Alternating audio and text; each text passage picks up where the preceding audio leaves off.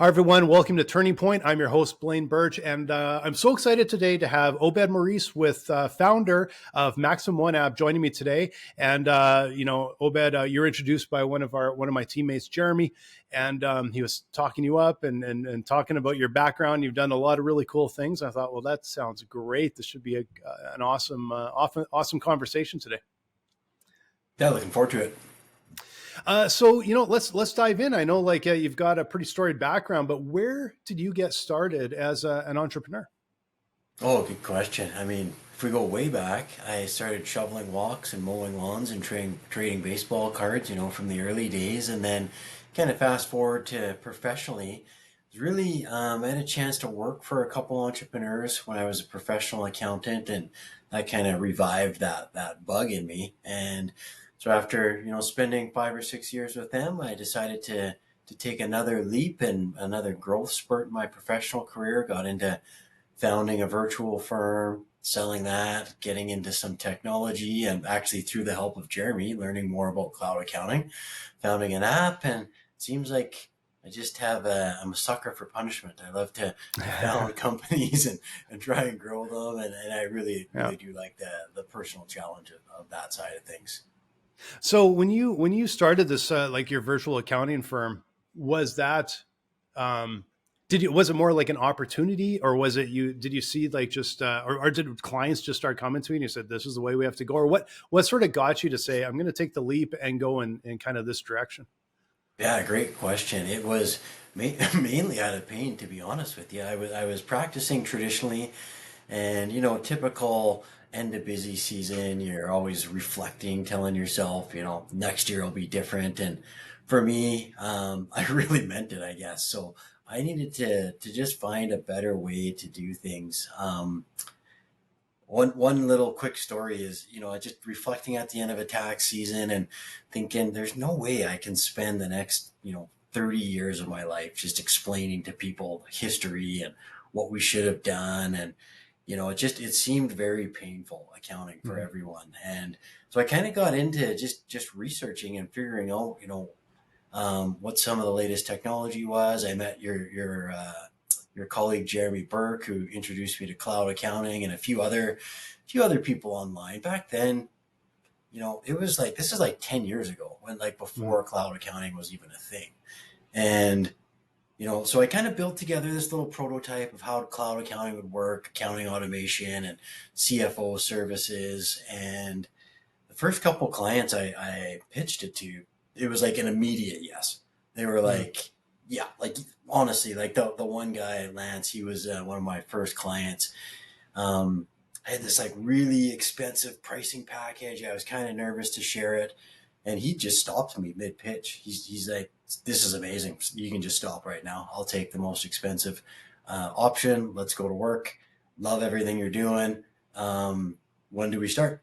And that was a huge wake up moment for me. I think most accountants and professionals, the sales side can be tricky. We're often challenged with justifying our value, or having to, there's a little bit of doubt about, whether or not we're delivering, kick-ass, client experiences. And to watch a couple clients do that, back to back to back, you kind of just realized, whoa, this, there's some potential here. And I think what I loved about that was that it was work that I was really excited about doing, and that seemed to match kind of the needs that they have. So it kind of happened, like I said, out of pain, but it quickly gravitated into, a really good match for myself and for the people that I was working with. So I think a lot of accountants can probably relate to that soul searching process at the end of a busy season.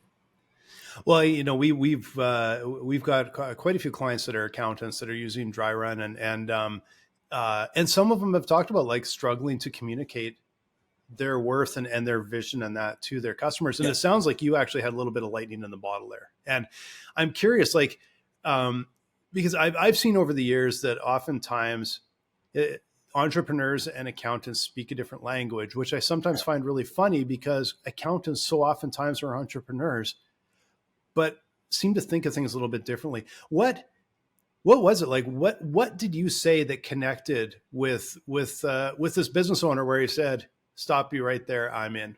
Like, what was Yeah. it that was the promise sort of thing that they just thought, I have to do this? Yeah.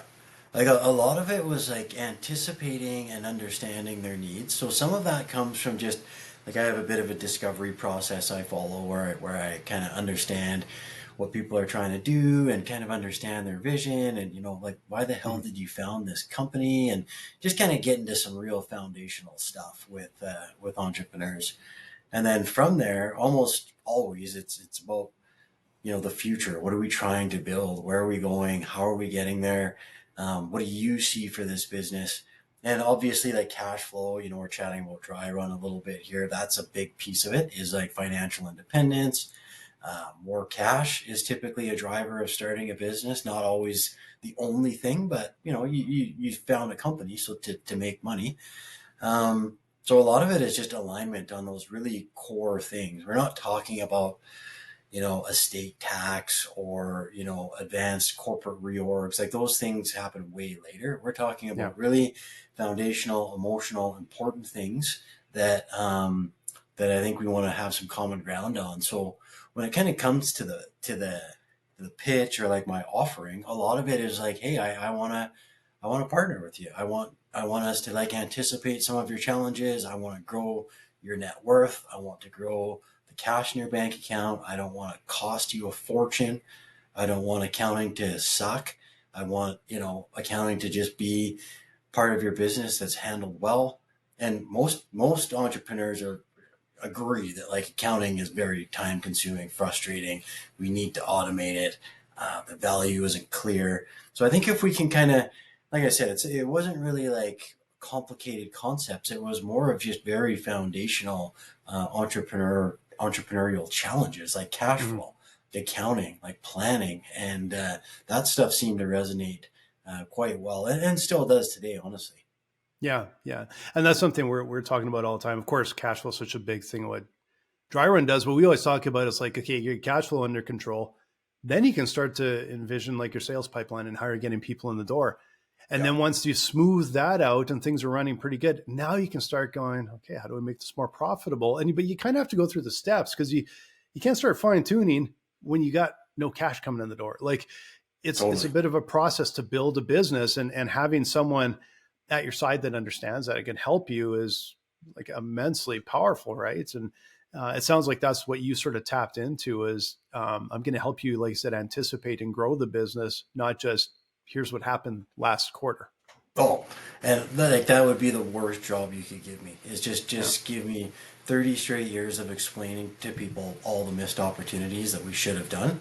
Yeah. I mean, people that know me know that I'm a pretty action oriented guy, and I don't want to spend a ton of time thinking about what we should have done. It's more of here's the opportunities, and I haven't maybe there's one out there, but I haven't met a business owner yet that doesn't care deeply about cash Mhm. and profitability and putting more money in their jeans. I mean, Yeah. there might be one out there. I just haven't met one yet. And figuring out how best to have those conversations is something us accountants could, spend a little bit more time thinking about it in kind of my dream world anyway. Yeah.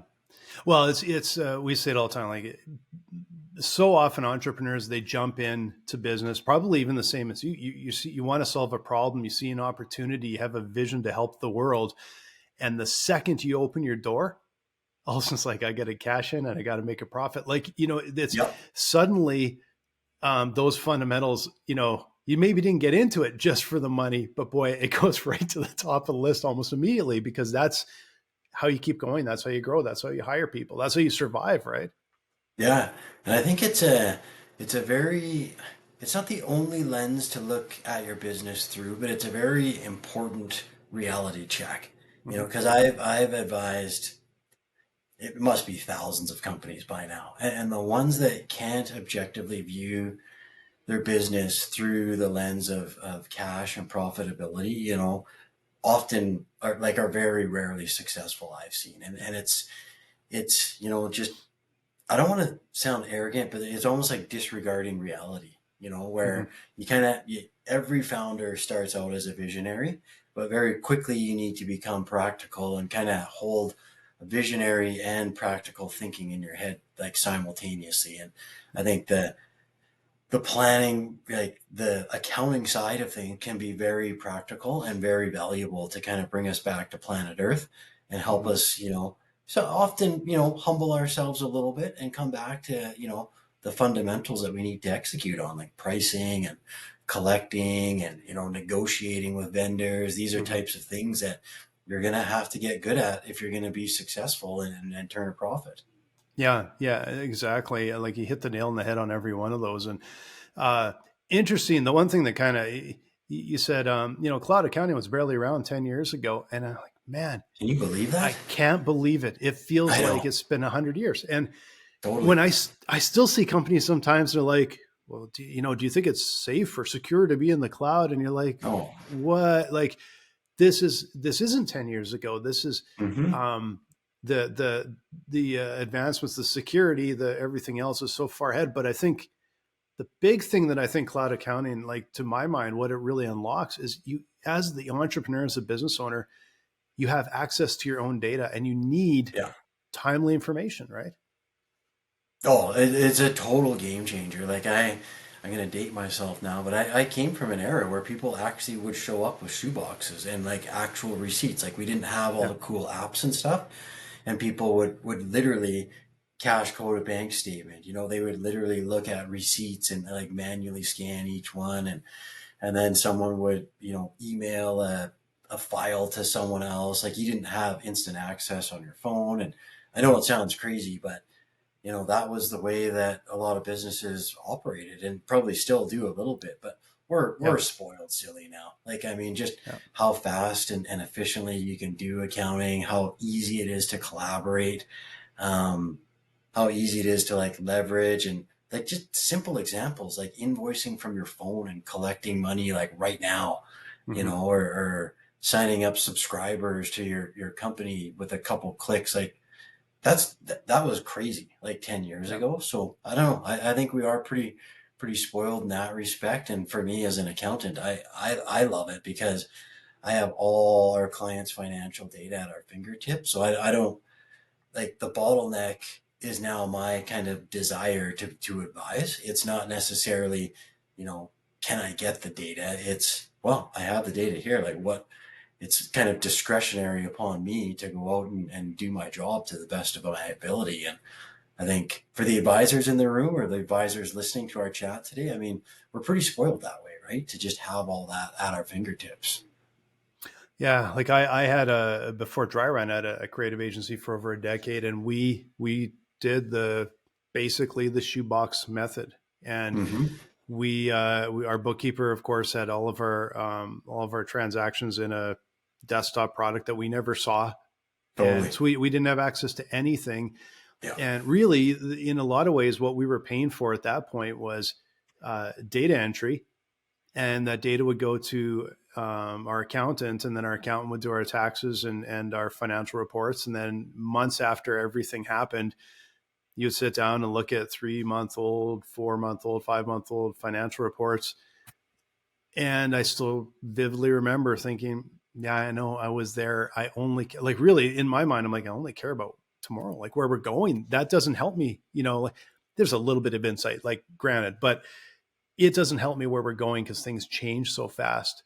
And I still can't believe we ran a business like that was literally so blind to our data, right? And from there, I tried to open up, that look forward with spreadsheets, manual entering data from our binder full of invoices. Like it was just, it feels like such a bizarre time.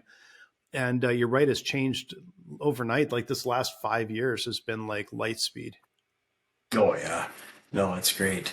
I remember, yeah, like honestly, like when I first founded my virtual CPA firm, like most CPAs actually laughed, like literally laughed me out of the room. They just thought, like, why would we ever hire an accountant online? Like why would a consumer ever, go online and find a CPA or whatever to kind of do their work? Why would they adopt all of these kind of strange technologies that seemed really, really bizarre and kind of hard to integrate and cobble together? And, now like you couldn't even imagine having an accounting firm without like a cloud accounting like niche or specialty to it. Mm-hmm. And like I'll say, even as a professional accountant, um, that niche probably has enabled more business development than I could have ever imagined. From like getting data compliance stuff done, which I still think is deeply important, but it's such a ripe jumping off point now, Mm-hmm. that before business development must have been a huge pain in the butt. And now, with all that available data, I think we're in an excellent position to do more for people if we want to. And, Mm-hmm. and not everyone does want to, but for those that do, I mean, we've got a treasure trove of data to to mine and provide insights on and that type of thing. Mm-hmm. I want to go back a little bit to where, like, the actual taking the leap and starting your business, because I always find that really fascinating, because that's a similar way. I had my first job for a couple of years, and then I took the leap and never looked back. And a lot of entrepreneurs are a similar sort of way, go into an area, they have their expertise, but curious about the actual leap, Yep. because I know it's, you think back, you're walking away from a job, you're walking away from a paycheck. There is a lot of risk involved, but I know as an entrepreneur, usually we don't, we're like so optimistic that you don't really think about it. But what was your first step? Like, what was it, getting your first customer? Like, how did you basically Totally. go get this off the ground? Right. Yep. Yeah, well, maybe I'm not different, but I think about risk differently. I mean, the accountant in me wants to take all the risk out of everything. That's you can tell I'm a true accountant because I think that way. But Yeah. I'm really just reducing that margin for error. So I don't necessarily think about it as a leap of faith, of more of just kind of setting a vision and then starting to take like really small bites Mm-hmm. at kind of getting this dream under my belt. So for me, it's just getting my first client. So Yeah. I think it was like, I can think back. There was one in particular. This she's still a client today. Her name's Diana, and I put an ad in the newspaper. She phoned. I think we charged her like $200 a month or something ridiculous for like her bookkeeping, corp tax, personal tax, all that kind of stuff. And we were just doing it from like my kitchen table, and I'm asking friends and family who own businesses, charging, peanuts, but basically doing stuff on the weekend for a couple $100 here, a couple $100 there. And I started to kind of prove that, okay, I can do this, I Mm-hmm. can get clients. And, I started to improve on how I got clients. Eventually I got a cool website and built an app and started charging clients, thousands of dollars a month. And I got better at it. But I think the very first thing is just asking, like, hey, can I do your taxes for $200? If that's where you got to start, that's where you start, Mm-hmm. and then being willing to progress up from there. But I really think one of the hardest things is just those first few sets of actions. Like a stupid example is when I incorporated my professional corp, like I thought like $700 was a ton of money. And I wasn't really, like, I was kind of scared to spend that amount of money. And I actually Mm-hmm. ended up selling that business for seven figures. But starting out, I thought $700 was a huge risk to me. Mm-hmm. And looking back, I think if we can break it down into like the lowest possible risk that we're comfortable with, and then growing from there, I think that is way more important than trying to go from like 0 to 1,000 overnight. It's just Yeah. that little bit of progress, one day at a time, one client at a time. And it's those just kind of overcoming those like tiny little, well, they feel like huge challenges at the time, but we just overcome all of these personal challenges around pricing, um, developing an offer, reaching out and maybe getting rejected if we kind of ask for someone's business and they don't want our help. These are all like personal challenges that every founder can relate to. Mm-hmm. Trying to sketch out your offering and not being sure if it'll work or not.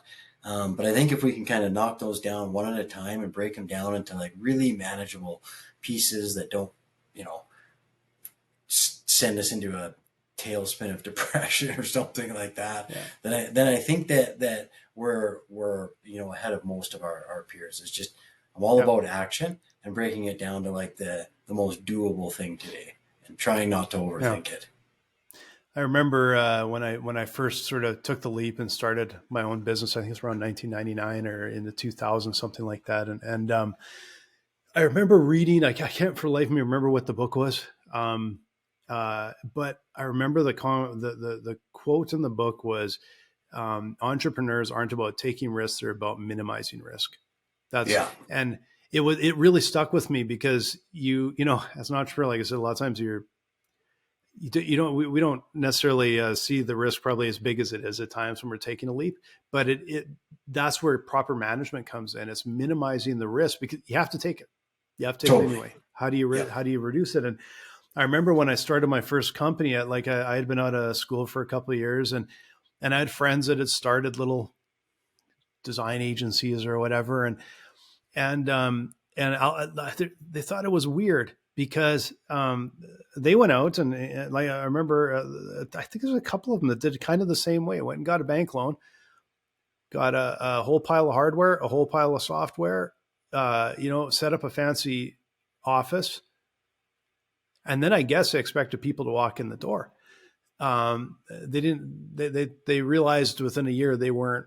Probably within a couple of months they weren't entrepreneurs. But I was a bit more like you. I'm like, I'm going out and I get my first customer. Hmm. And the computer I bought was a laptop. And it was because I could show up at the customer, potential customer's office and show them like a portfolio, and I could look like I was really dialed in and all that. Totally. And unbeknownst to them, I was using the same laptop in my little home office to do all the work. Yep. And and I was getting educational versions of software that fell off the back of the truck, like anything I could do to minimize my Yeah. risk, minimize my cost, and go out and find customers. And it was like that was where all the pressure was. I got to go out and find customers. Yeah. Got to go and find customers. And I remember when I landed that first one, and again, it's all through friends and family at first. And I landed Totally. little projects, and I'm like, oh, this is kind of a good one. This is kind of a fun Yeah. one. And Yeah. it gives you that lift, right? But you got to survive long enough, and the focus is, you just you nail it. You just nail it right in the head that you got to go and get customers. Like it's not coming to you by accident, right? Totally. And I think that's where we separate, the ones that'll persevere and the ones that, might not make it is, you have to be able to go out and sell. And that doesn't mean like kind of a greasy salesperson. It means like Mm. actually develop something that you believe is valuable and then validate that with people who agree with you. And it could be something as simple as a lemonade stand, um, look, it's a hot day, you're thirsty, here's some lemonade. We don't have to overcomplicate it, but we do have to be able to close the deals Yeah. and get that revenue in the door and deliver what we promised to deliver. And then obviously it gets more complicated. Like you're Mm. running a software startup now, which is quite a bit more tricky than the lemonade stand, but the same Mm. foundational principles apply. Yeah. You have to stay alive, so don't die. Mm-hmm. Keep your cash coming in, keep your funding alive. Get some customers, validate your idea, and so on and so forth. And I think it's honestly that type of foundational stuff that it's so easy to ignore. If you're looking on social media and like posting online and listening to all these visionary thinkers, all that's fine and dandy, but still have to execute. And that's why I Yeah. think I love founders so much, is because I know how hard that is. I Yeah. know how scared you are when you first kind of go out to get those first few customers. I know how disappointed you are when things don't work out or when it's a crappy day. I also know how awesome it is to sit at the supper table and close the biggest client of your life and tell your friends and family about it. And, even just taking a Friday off because you own the place. Mm-hmm. It's such a roller coaster of emotions. And I think the founders and the business folks that you and I are can appreciate that kind of stuff, and we Mm-hmm. respect it, right? Well, yeah, from the outside, it's everyone always looks successful from the outside, and Yeah. I don't care what business it is. As soon as you get behind the door and talk with, 'cause I'm sure you're like me. I have my friends who are entrepreneurs. We go out for a drink, and you sit there, and the talk moves to business immediately. It's never software. It's never like it's business. Yeah. And the challenges of business Yeah. and the struggles and all of a sudden all the honest hard parts come out. And it is so incredibly challenging. It's so hard day to day. And like you said, there's the things you see online are just, so often it just feels like, hey, if you do this, you'll be a jabillionaire. And it's like, the 0.0001% might do that. But everybody else has to just be smart, has to just be good at what they do. And honestly, a big part of it is just sticking with it. I was reading an article yesterday that I found really interesting because it said the most efficient or the most successful a company is, the best results they ever get is when the team is running at 85%. And they said the problem is you push all the time, give 110%, give 110%. And they actually did analysis instead. No, we actually looked at it, and I don't know how they come up with the numbers, but they literally did a study on it and said, that's not true. That when you're running at around 85%, there's enough room, there's enough wiggle room. You're not over stressing people out. They have time to stop. They have time to think. And it just ticks along.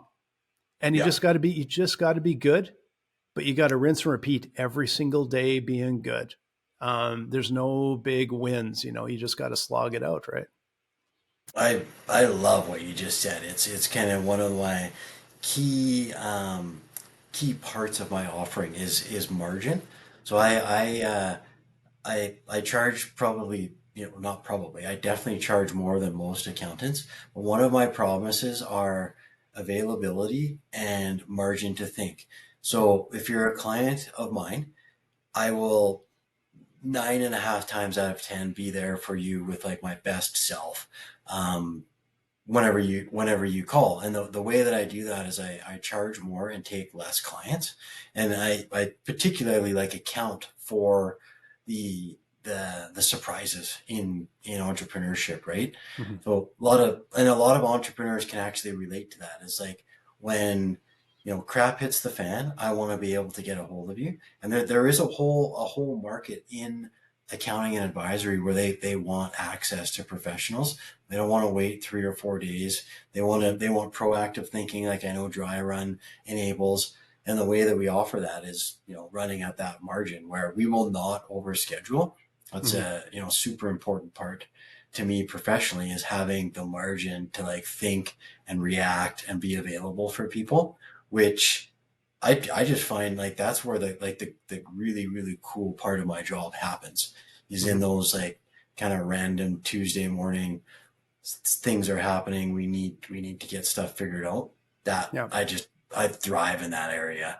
We can always do the year end on the weekend or next week or whatever. We still got to get that stuff done, but I think the high impact stuff happens in that margin area for sure. So whatever article you read, I mean, I'd love to get a reference, or you can pull that one out, because I totally relate to that.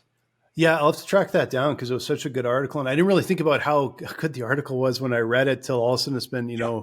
percolating in the back of my brain. And I know this morning, Jeremy and I were chatting, and he goes, oh, they just our customers just got to aim to be average. That's what he said. And I laughed at it, and I thought, he's right though, because the what we were talking about was, and it's not completely aimed to be average, but it's kind of funny. But what we found when we were looking at the numbers was, if most of our customers have pretty lumpy cash flow because they're project-based businesses or invoice-based businesses, always on the hunt for a big deal, so it's not really nice and smooth. And what we found is if you run the average of your top 4 months, the rest of the year, the data says you can actually make up to 63% more revenue, which is mind-boggling to us. We did not think when we ran the algorithm it'd be that high. And it is your top 4 months, but we're saying you're not doing the top month where you're completely overwhelmed, but you've proven that a third of your year, you can keep this going, right? And you can just have a nice solid run. And if you run that right through the rest of the year, those months where you're doing almost nothing because you weren't selling because you didn't see it coming, they just have to come up to average.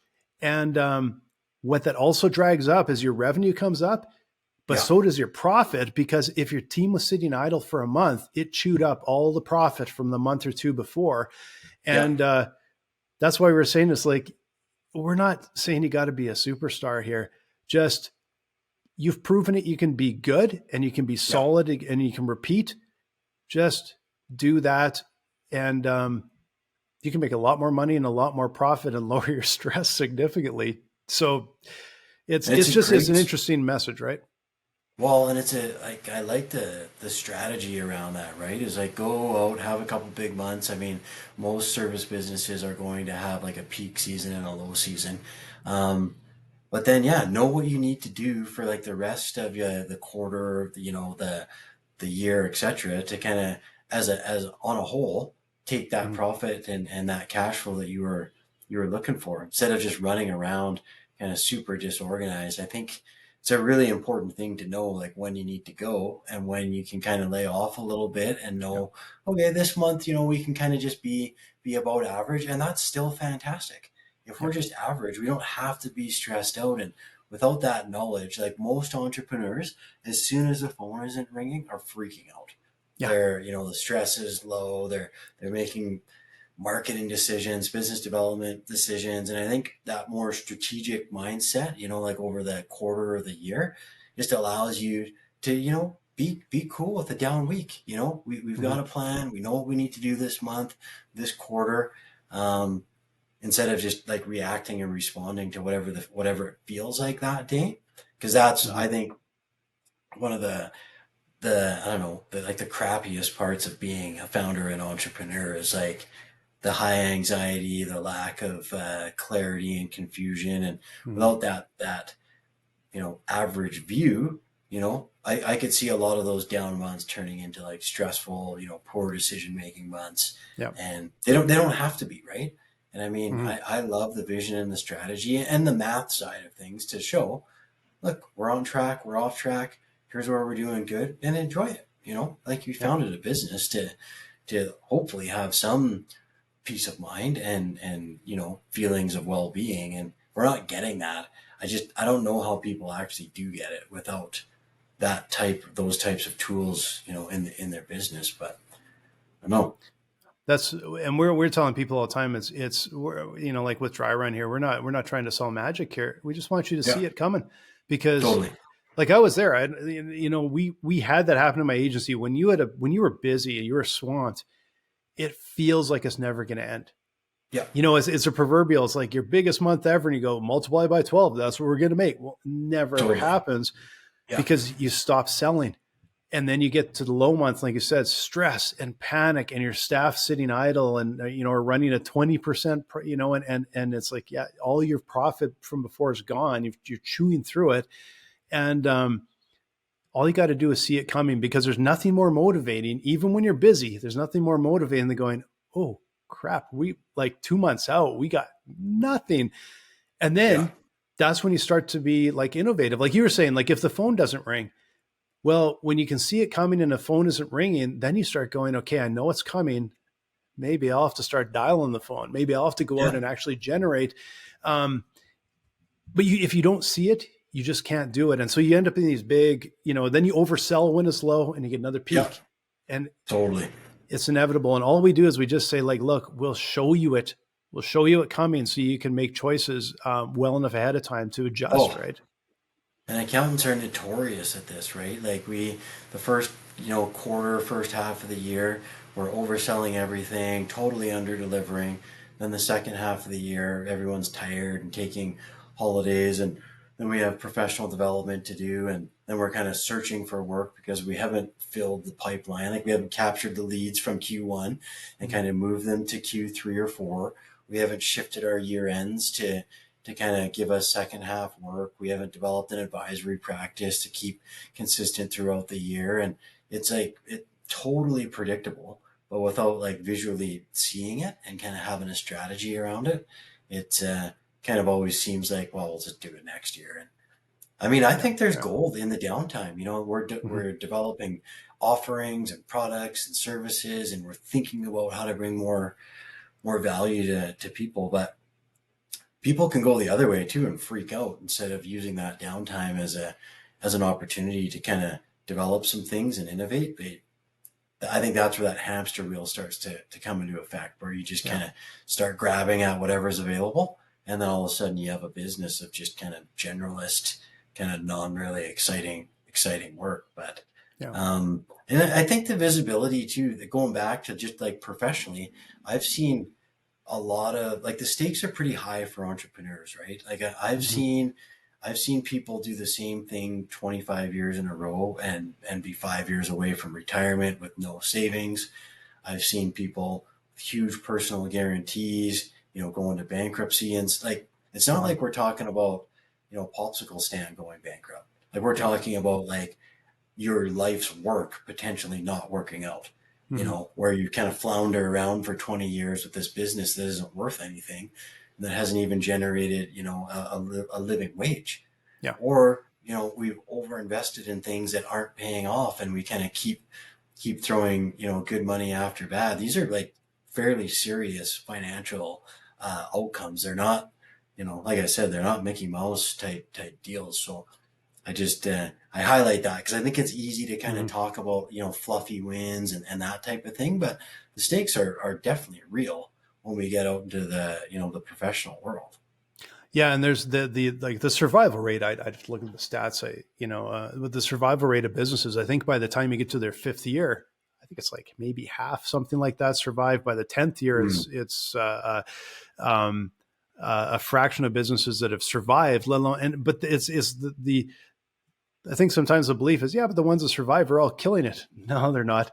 There's a whole No, bunch that that survive but are just barely scraping by, and then doing a little better. And the top 10% is really killing it. But you're right. Like it can look great from the outside. They could have a lot of money invested in facilities and staff and all yeah, these things, and really have nothing there but debt behind yeah. it. And that's a really stressful place to be, especially if you start getting close to retirement.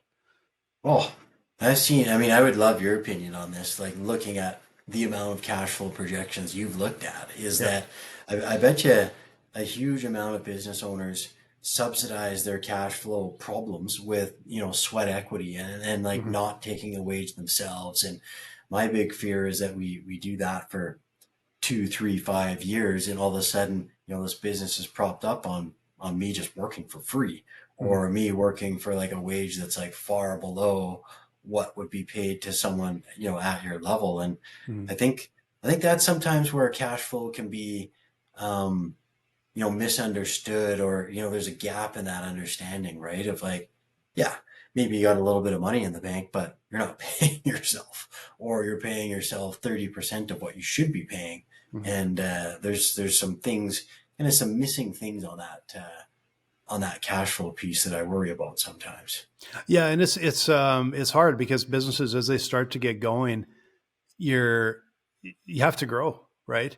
And Yep. we see that all the time. Is a dollar comes in and it's a dollar out. We got to buy new equipment. We got to buy a bigger truck. We got to buy a fancier doohickey. We've got to hire another person. And it's like, yeah, but at what point does it end and you start reaping the rewards? And Totally. it's a balancing act because it's you have to have the money there to pay yourself. You have to, and you're trying to build something, Hmm. but man, you see it all the time where it's all about growth. It's all about build, and it can just go the opposite way. And man, it's not for the faint of heart, that's for sure. No, totally. So I want to fast forward a little bit because Sure. you had your business here, and then you built that cloud accounting business, and then Yep. you said you exited from that. You sold that business. So how did that Yeah. all sort of come into play there? Yeah, this is kind of pre-COVID. Timing was excellent. So we had a Mm-hmm. couple firms kind of asking us about selling. We had kind of Big Four on one end, and then a regional firm on the other end, who are kind of, I would say, like more forward thinking. They're asking, seeing the opportunities in cloud accounting. So that was kind of cool to have some folks reach out, and we were, as I said, we had some staff members, and we're starting to build a good enterprise. And yeah, it was a good opportunity for me to kind of go through that exit. I knew at some point we weren't doing enough for our clients on the tax and the wealth management. And I needed to make some serious investments in my practice if I was going to go to that next level. And it didn't make sense for me. I figured, why don't we just kind of roll this into a bigger enterprise where all of those kind of services already exist? Yeah. And that was a really good decision. The clients, I think we probably doubled or tripled the book of business in like the first 18 months. Like it went like really, really well from like a client service perspective. Kept all of our clients. I became a partner at this firm through our acquisition and stuff. Recently, I left that firm after 5 years of kind of mid-sized kind of culture and that kind of thing. I want to go back to the founding ways, if you will. Mm-hmm. And I think it was a very positive experience for myself and clients. Timing was excellent. Right before COVID, they had acquired a virtual accounting firm, so we had a lot of that stuff kind of dialed in, and it was excellent. But after 5 years, I'm ready to build something again, something more on the holistic planning side. So cash flow would be one of those. Personal finance, wealth management, CFO, those types of things. A lot of like forward-facing type professional services. So that'll be kind of what's happening next. And the acquisition, I think I'll just touch on the entrepreneurial side of that. It's emotional. It's emotional to build a business. You've got team members, clients, processes, etc. For that to then be kind of owned by someone else. There's a little bit of an emotional piece to that, of having to give up some of the control. You're not making all the decisions anymore, and some of those things they're bought and paid for. They're not, you don't own them anymore, right? So that was one surprise of selling that practice was I didn't realize how much it meant to me and how much work I put into it until that exit kind of happened. And I think that was good that I cared so much, but it was an unexpected challenge to go through that. Yeah. It's I remember the day after selling my agency, just like you're kind of, and for me, it was, I sold to a partner. So we are just like kind of walking away. Right. And Mm-hmm. it's a strange feeling. And but it was also, but it was that the opportunity. That's what I want. So that freedom to go like, now I can, so it's weird. You put so much time and energy and love into it. And then you're like, okay, well, now I'm on to the next one. Let's go. Right. And just totally. A very strange feeling, but an interesting one. You learn a lot from it too. So you do. I think one kind of cool thing for me in my career right now, I'm in my early 40s. I've got a little bit of a cushion from my sale and everything, and I get to go and build something now, but with a little less pressure. So we're talking, somewhat about cash flow, and so having a bit of a nest egg, it's going to be different than the first time where I had to bootstrap everything. Now I'm like, okay, I got a few months to kind of make some decisions and kind of be a bit more of an architect and kind of dabble with some different things. And I think coming from that place of strength is very different for me, right? Yeah. Because when I first found it, it was young family, every nickel counts. I mean, every nickel still counts, I guess. It's just, I won't die if I don't make money today. And I think that building that cash cushion, right, through exit or through, just like corporate savings or whatever, man, that's a bit of a game changer in your decision making and your ability to like strategize. One thing professionally is like my client selection. I can be way more thoughtful. I don't have to say yes to everything, which is, as an accountant, that's a nice luxury to have, right? Or for any business owner, really, is to be able to kind of be discerning with your offering and who you do it for and taking your time. I realize now the next thing I'm going to build will be, service company just filled with like A grade, awesome clients that have all been vetted and kind of meet our value proposition, for the most part. That's pretty cool to be able to have that time. And I think that's bringing it back to cash flow, having that little bit of time, whether it's a week or a month or a year or 10 years, that you cannot underestimate the amount of value space to think and do client selection and kind of craft your business is like, that's unbelievable. Yeah, and it's a game changer that I don't think a lot of people that are either new to business or outside of business really understand or appreciate that. Um, some of the greatest growth levers you have are being able to turn away Yeah, the wrong fitting customers. And totally. I know one of our customers said, he said, I've never made more money for less work than I do now. And what he was, and in the context of the conversation, what it was about was when he knows he's flush, he's got cash, he can wait, he can afford to wait, and he can go and Yeah, find the right clients.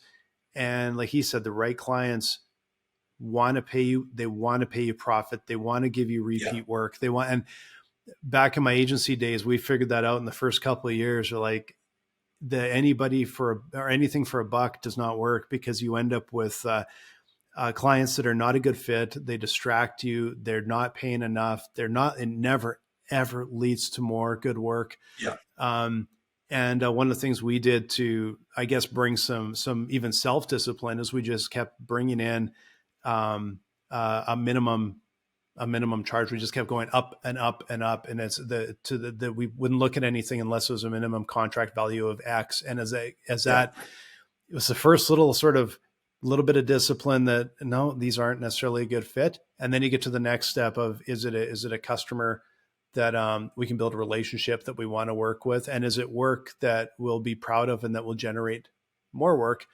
They're not all like that, but it's a game changer to cut out ones that don't fit, because they're yeah. just not right for your business. I'm sure they're right for someone's, just not necessarily yours. No, you should, I don't know, tweet that out or write it down or do something, because you're so right. It's like the wrong kind of team members or clients will just totally crush your profit, and it'll zap your time and your energy, and you just cannot build a sustainable business, or like even a sellable business. Like Yeah, nobody's going to buy a business that's um, got that type of got that type of Rolodex or roster yeah, holding it up, right? But it's an easy one to forget. You yeah. just want to say yes because it's right in front of you. But discipline, I think, is it's golden for sure. Yeah, and for the entrepreneur, like for your, not only just your enjoyment, like we've talked about the Yeah, stress and things that come with it. Boy, ones that are poor fitting. Sometimes they're not good. To be honest, sometimes clients aren't good people. It won't be a yeah, surprise to any of you out there, and it can be really just so draining and so difficult. And because you are going to be basically in some sort of relationship with this client for months and months or years and years. And um, I still, there's clients we had, 15 years ago, and I still, if I saw them on the street, let's go for a coffee. Like, just love them, right? Just yeah. and that's how you should build a business, and to have build those relationships and build that reputation through that. Oh, like you, yeah, you're touching on some good stuff. I think it's one of the qualitative sides of entrepreneurship is doing stuff you like with people you like it's so easy to undervalue that at the beginning and just say yes to everything, but if you really kind of zoom out and look at like what will this thing look like in 5-10 years if I do this every day. Like if you work with people you don't like every day, or have clients that you hate answering their phone calls every day, then you just have a business that sucks, Yeah, really. And I think one of the kind of unspoken things about entrepreneurship is you really have the opportunity to build something that you love, like something that you cherish, something that yeah, you enjoy, something that's fulfilling with people that you care about. And I'd say that's probably one of the coolest parts of founding a company is like you get to decide that. And I think if you decide well, you can end up with something that, it means a lot. It means a lot to you. You don't hate going to work.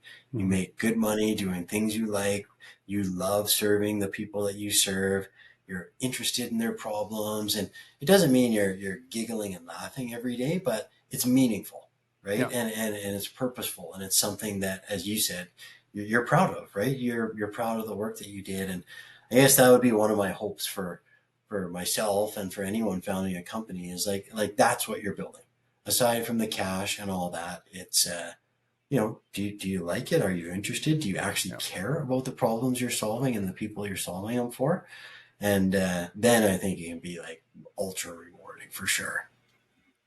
And I think one of the things that it's like we talked about through this whole thing, you don't have to be a superstar at everything, but you have to be good Totally. at a lot of things. Yeah. All these things we were talking about, from getting sort of the right clients and the right team and the right staff, and looking forward and making sure you just got to be good. It's so many places where you can't afford to drop the ball, but the pressure isn't. You have to be the absolute best in the world to make a profitable business, and Oh, um, it's yeah. I think with obviously the internet and all the technology, I mean, I'd say you're right. You don't have to really excel at everything. The answers are kind of out there.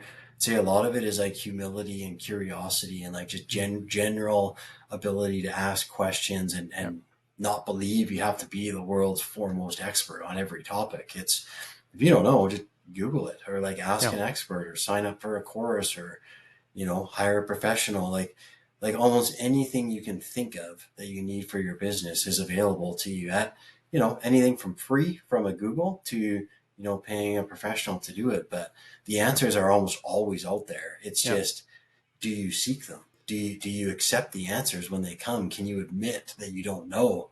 Those are the harder parts that we, including myself, like I struggle Yeah, with that, yeah. right? So it's part of the game. It's oh man, being an entrepreneur. They always say it's like drinking from a fire hose. There's all the stuff coming at you, but Yeah. you got to find some way to just go. Let's pull this into some sort of workable systems and processes that we can just be good, and we can move forward, and Yeah. because it's such a hard life in some ways, but then I don't know a lot of entrepreneurs that would do anything else either, right? And it's Oh my goodness. yeah, Once you're an entrepreneur, like I'm totally unemployable now. And it's not yeah, that I don't have like, valuable skills. I'm a chartered accountant, I'm a certified financial planner, US CPA. I mean, I can do financial stuff. It's just I need the ability to kind of set a vision, influence, a lot of the mhm, processes, marketing. I don't want to do it all, but I find that yeah, having that flexibility and being like personally responsible for a lot of those challenges and outcomes is very rewarding to me. It's yeah, something I totally thrive in that type of challenge and that type of setting. And if you just ask me to just kind of, work a 9 to 5 and, just get paid regardless of performance or anything, that I would just totally suck at that job for yeah, sure. yeah. And it's going back to, like, it's a hard life. You got to be good. Um, but I know there's an advisor of mine just the other day said to me, and we were just in conversation. I was just talking about some detail of we did this. It's probably a mistake where we did this thing, and he corrected me immediately, and he said, "It's not a mistake; it's a test." And he got Mm, results, and move on, and learn from it and move on. totally. And that was it was like, it was just kind of a slip of the tongue for me, but I'm kind of like, yeah, you're completely right. This is what entrepreneurship is about, is just testing and learning, and like you said, being Yeah. curious and learn, test it out till you go, yeah, now okay, now we got momentum here, twist it again, momentum here, and just keep Yeah. building on it. And it's but this has been such a great conversation, Obed. How do people get hold of you? What are you doing now? Tell us a tiny bit about the Maxim One app. I don't know if that's your big sort of thing right now, or what are you doing right now? Yeah. Yeah. Yeah, I got a couple things going. So the Maxim One app is just a financial planning app, just help people get organized with their personal financial uh, stuff. Everything from calculating your net worth to all your compliance deadlines, some education stuff in there. So pretty stoked about that. That's in the App Store, so you can check it out. Also building a service company, Maxim One, that does personal financial planning, wealth management, corporate CFO services. So really just trying to like help people improve their finances. Yeah, Get a hold of me, hit me up on LinkedIn, Twitter, email address, and maybe toss that in the show notes if you want. sure. But yeah, happy to chat. Anything fintech, anything making accounting cooler. and less painful, and anything entrepreneurship and getting the most out of our businesses. Love to talk about those topics and chat anytime. Yeah, for sure. Thanks so much, Obed. This was like I feel like this is a masterclass for CPAs that are running a business, looking for ways to offer those advisor services, to offer more to their customers and their clients, to be able to do more than just look back, but help them look forward. This was just absolutely terrific. I really enjoyed our conversation, and I'm literally going to watch through this again. I'm sure there's going to be some really great quotes that we're going to pull out and be talking about in the coming days as we talk with our customers. Yeah, thanks for having me, Blaine.